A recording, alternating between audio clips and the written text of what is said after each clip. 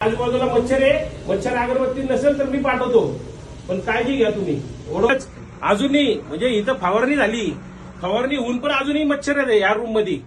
म्हणजे अजून किती विद्यार्थ्यांचा बळी यांना घ्यायचा आहे. अपघात झाला, आजार झाल्यास पुणे महानगरपालिका जबाबदार राहणार नाही. एवढं लावून जबाबदारी संपली का? मोकळे वायर इथं, हे काय वायर मोकळे, काय करणार याला? विद्युतला किती पत्र विद्युतला पत्र देऊन इथं उद्या करंट लागला तर कोण घेणार जबाबदारी? दाखवा. माझं आव्हान आहे विद्यार्थ्यांना, समोरचा महापौर बांगला 3 वर्ष आले महापौर नाहीये, त्या बांगल्यात ही सगळी पोरं राहू शकते. द्याल का तुम्ही बोलून बांगला? कारण हे चांगलं चकाचक महापौर बांगल्यात कोणाला राहू द्या. काय उगाच? तुम्ही तुमच्या मुलाला ठेवताल का इथं?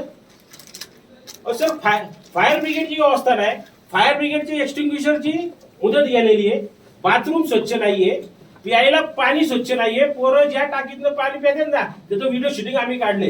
काविळणी मारणार नाही तर ते पाणी पिऊन पण मरू शकतात, इतकं घाण पाणी आहे. घेरे हा सिंहगड इंजिनिअरिंगला सेकंड इयरला होता.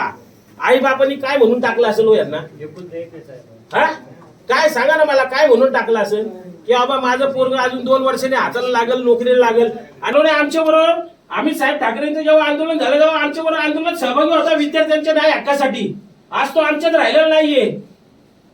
आणि एकुलता एक पोरगा, त्याचे आई वडील काल जालन्याला जाण्यासाठी त्यांच्याकडे अँब्युलन्स नव्हती, ती अँब्युलन्स पण आपण महानगरपालिका देऊ शकलो नाही.